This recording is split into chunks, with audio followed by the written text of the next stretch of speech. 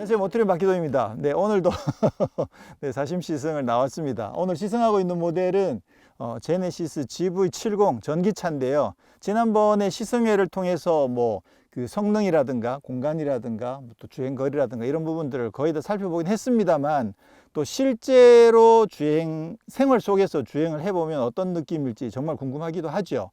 그리고 지금 이게 주행 가는 거리가 19인치 기준으로 400km인데 이거를 좀 최대한 길게 가려면 얼마까지 갈 수 있을까? 사실 이게 출력이 엄청나게 강력하거든요. 제로백 부스트 모드로 제로백 4.2초 수준이면 그거 평상시에 거의 다 쓸 일이 없어요.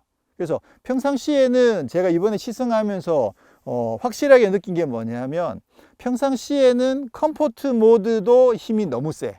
그래서 평상시에는 에코 모드만 하더라도 힘이 정말 넉넉하기도 할 뿐더러 오히려 주행하는 입장에서는 훨씬 더 부드럽게 주행이 가능했거든요. 그래서 그렇다면 에코 모드로 계속 주행을 한번 해보면 최대 얼마까지 갈 수 있을까, 그런 부분들도 한번 테스트를 해보려고 시승을 시작을 했고요. 사실은 오늘 지금 시승이 이제 막바지인데 미리 테스트들을 좀 했습니다. 우선은 이 차가 지금 힘이 엄청나게 강력하잖아요. 앞뒤 모터 합치면 합산으로 435마력이나 되고, 또 제로백이 기본 4.8초에 부스트를 쓰게 되면 4.2초나 되는 엄청 강력한 힘이거든요. 이게 그냥 GV70이라고 해서 만만하게 볼 차가 아니에요. 힘이 진짜 강력해요. 그러다 보니까 이 정도면 거의 퍼포먼스 SUV라고 해도 되거든요. 그래서 지난번에 못 해봤던 일단 산길 주행을 먼저 한번 해봤습니다. 과연 이 정도 힘으로 이 차를 가지고 산길을 주행하면 어떤 느낌일지. 자, 산길 주행 영상 보고 오시죠. 네, 승차감은 상당히 좋습니다. 전체적으로 살짝 단단하게 세팅되어 있지만 요철을 걸러주는 실력이 진짜 좋아요. 그래가지고 작은 요철들이 정보가 굉장히 많이 걸러져서 잘 들어오고 있고요. 그렇지만 이게 어느 정도 살짝 단단함이 있긴 하지만 아무래도 키가 크기 때문에 이 롤의 크기는 조금 있긴 합니다. 근데 여기서 스포츠 모드로 바꾸게 되면 그러면 서스펜션이 더 단단해지죠. 그럼 롤이 확실히 줄어드는 대신에 요철 정보들은 조금 더 뾰족하게 자극적으로 들어오긴 하는데, 제가 봤을 때는 요 스포츠 모드 정도까지도 사실은 승차감이 그렇게 나쁘진 않아요. 그래서 개인적으로는 요 마이드라이브 설정을 전기 모터는 에코로, 그리고 스티어링 휠과 서스펜션은 스포츠로 그렇게 지금 해놔 보거든요. 그렇게 해놔 보면 평상시에 조금 단단한 승차감을 즐기면서 안정감이 굉장히 좋거든요. 그렇게 해서 오히려 약간 이 컴포트에서는 살짝 이렇게 약간 울렁울렁 하는 느낌이 조금 있다면, 이 스포츠 서스펜션에서는 그런 느낌이 거의 없어지기 때문에, 그래서 서스펜션과 스티어링은 좀 단단하게 해가지고 안정감을 조금 즐기면서 가속은 부드럽게 에코로 해가지고 배터리를 최대한 세이브하면서 주행할 수 있는 요거를 저는 마이로 설정을 해놨는데, 요거 굉장히 마음에 들어요. 요 주행 모드 굉장히 마음에 듭니다. 그래서 평상시에 시내 주행에서나 웬만한 도로 주행에서도 요 정도면 느낌이 굉장히 좋은 것 같아요. 근데 컴포트로 가는 경우는 이제 좀 장거리 주행을 하거나 특별히 좀 요철이 안 좋은 구간을 지날 때는 굳이 컴포트로 바꾸는 것도 괜찮긴 하겠지만, 서스펜션 스포츠 모드가 전체적으로는 밸런스도 더 좋고 승차감도 많이 나쁘진 않습니다. 자, 그러면 우선 컴포트 모드에서 산길을 잠깐 주행해 보면, 컴포트 모드에서도 힘이 워낙 좋아 가지고요. 롤이 엄청 심하게 생기네. 그리고 지금 아무래도 타이어가 나름 올 시즌 타이어가 장착되어 있긴 합니다만, 이게 힘에 비해서, 그죠? 그리고 차체 중량에 비해서 타이어 성능이 높은 편은 아니거든요. 이거 타이어 그립이 생각보다 일찍 무너지네요. 지난번 시승회 때는 사실 이 정도로 코너링을 많이 해보진 않아 가지고 그때는 미처 몰랐는데, 지금은 일단 컴포트 모드에서는 롤이 상당히 많이 생기죠. 그렇긴 한데 확 넘어가 버리는 수준은 아닌데, 이게 아무래도 이제 무게가 있다 보니까 무게 중심이 SUV 중에서는 낮은 편이라고 하더라도 기본적으로 지상고가 어느 정도 있는 상태에서 굉장히 무거운 배터리가 이렇게 위에 깔려 있잖아요. 그러다 보니까 아무래도 중량이 많이 나가는 만큼 컴포트 모드에서는 롤이 꽤 많이 있습니다. 그리고 힘도 워낙 좋아 가지고 지금 조금만 밀어줘도 차가 쉽게 바깥으로 밀려나가는 그런 모습들을 볼 수 있고요. 자, 그러면 스포츠 모드에다 두고, 스포츠 모드 두면 확실히 롤 자체가 줄어드는 느낌이 들죠. 그리고 가속력 자체도 응답성이 상당히 좋습니다. 그리고 물론 이게 부스트 모드를 눌렀을 때 4.2초이긴 하지만 부스트까지는 아니어도 일단 응답성 자체가 스포츠 모드에서는 훨씬 더 좋아지는 거죠. 약간 오버 느낌으로 네 바퀴가 미끄러지는데 코너에서 힘을 밀어줘 보면 약간 오버 느낌으로 살짝 이렇게 빠지는 느낌이 듭니다. 지금 구동력 배분은 거의 5대5로 가속할 경우에는 구동력 배분이 거의 5대5거든요. 그렇긴 하지만 코너에서 밀면 약간 오버 느낌이 난다는 것 나름 재밌네요. 그리고 스포츠 모드에서는 확실히 롤이 진짜 많이 줄어요. 아까 컴포트 모드에서 휘청 넘어갔던 것들이 거의 다 없어져 가지고요. 굉장히 이 정도면 코너링이 이 차의 성격을 생각해 봤을 때는 이 정도면 뭐 코너링 실력이 뭐 괜찮은 것 같아요. 서킷 가서 탈 수준은 아니고, 아무래도 타이어가 그립이 그렇게 한계가 높지 않다 보니까 타이어 때문에 서킷 가서 탈 수 있는 수준은 아니긴 한데, 그래도 스포츠 모드에서는 나름 야, 롤은 진짜 잘 잡는다. 야, 이렇게 차이가 많이 나나? 롤이 확 줄어들죠. 근데 지금 가속을 하니까 에어컨이 저절로 막 세게 들어오네요. 굉장히 특이한 설정이네. 가속을 하면 더워진다고 생각해서 그러나? 자동으로 이게 왜 세게 나오지? 뭐 안 눌렀는데? 그렇죠. 제가 아무것도 안 눌렀죠? 네, 산길 주행을 정리해보면 힘은 상당히 강력합니다. 코너에서 밀어줄 경우에는 파워 슬라이드가 일어날 정도로 힘은 상당히 강력하고요.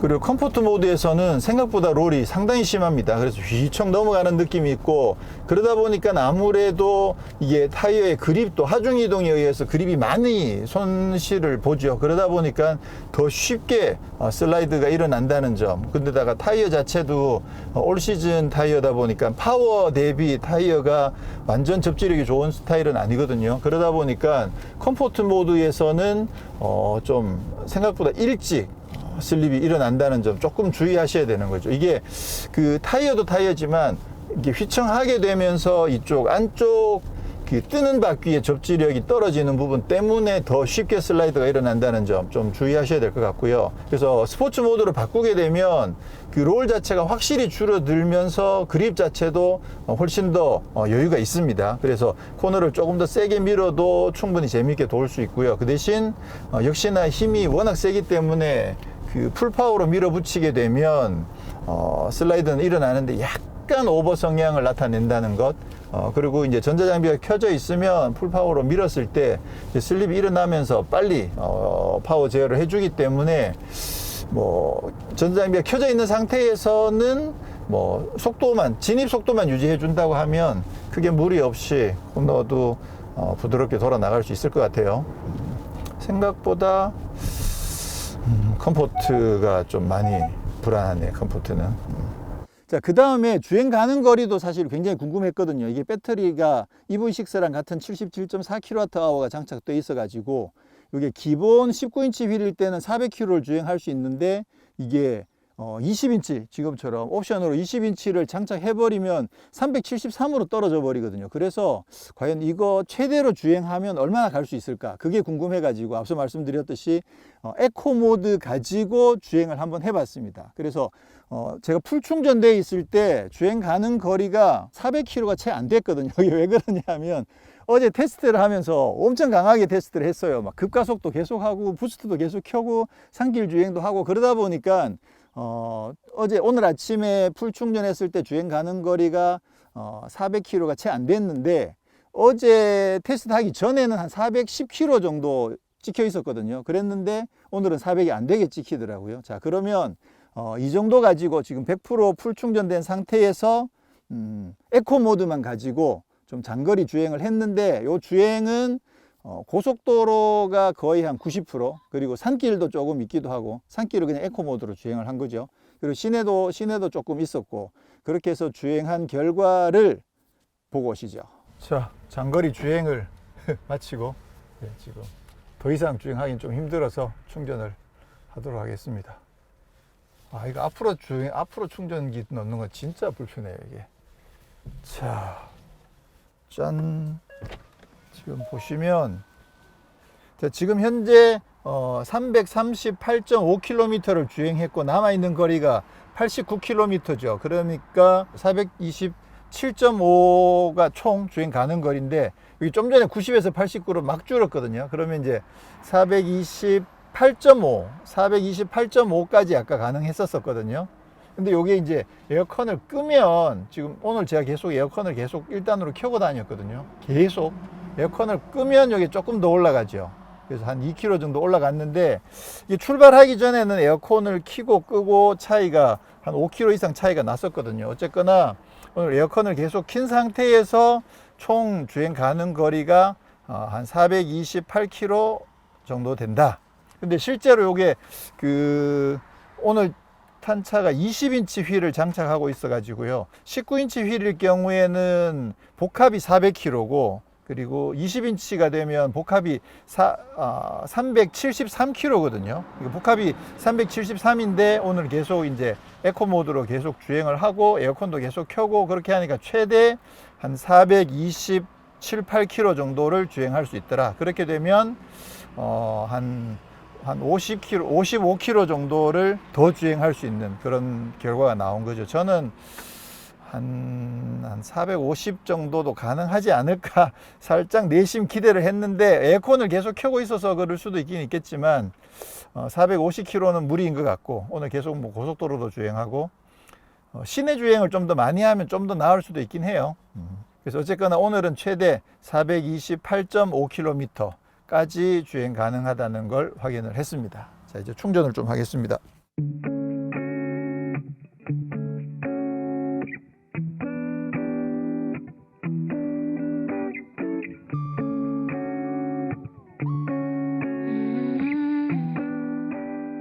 네, 오늘은 이렇게 해서 미리 사전에 여러 가지 테스트들을 해봤고요. 오늘은 그냥 간단하게 조금 차크닉처럼 나와봤는데, 이 차도 사실은 가장 강력한 경쟁력 중에 하나가 V2L이죠. 지금 현대차 기아가 V2L을 쓰고 있기 때문에 220V 전기 기기들을 정말 풍성하게 쓸 수 있거든요. 그래서 오늘은 뭐 조리하고 이런 것까지 다 가지고 나오진 않았습니다. 지난번에 뭐 EV6 때 보셨듯이 여기 안에다 전자레인지, 뭐 에어프라이어, 뭐 전기 포트, 히터, 뭐든지 필요한 거 다 쓰시면 되고, 지난번 사실 작년에 아이오닉5 때는 그때 이제 보여드렸던 게, 만약에 이제 도킹 텐트가 있다 그랬을 경우에는 여름엔 덥잖아요. 여름에 아무래도 텐트 안에 많이 더우니까, 그랬을 경우에는 도킹 텐트로 연결을 하고 차 안에 에어컨을 킨 다음에 그 공기를 뭐 선풍기나 이런 걸 통해 가지고 이제 그 텐트 속으로 집어 넣으면, 그러면 텐트 속에서 굉장히 시원하게 캠핑을 할 수 있다, 그 말씀 드렸는데, 실제로 그거 사용하더라도 배터리가 소모량이 그렇게 크진 않거든요. 그래서 그런 부분들이 지금 이 전기차가 갖고 있는 정말 큰 장점 중에 하나고, 이 차 같은 경우도 지금 V2L이 마련이 되어 있습니다. 근데 EV6 같은 경우에는 실내에 V2L이 그 2열 시트 바닥에 있었는데, 이 차 같은 경우에는 이쪽에 보시면 220V 꽂는 단자가 마련되어 있거든요. 그래서 지금 오늘은 그 날씨가 지금 더워지고 있어서 서큘레이터를 하나 갖고 와봤어요. 그냥 재미삼아. 그래서 이거를 꽂으면, 그렇죠, 이렇게 하고, 만약에 지금 실내에다 에어컨을 켜놓은 상태에서 서큘레이터를 가동을 하면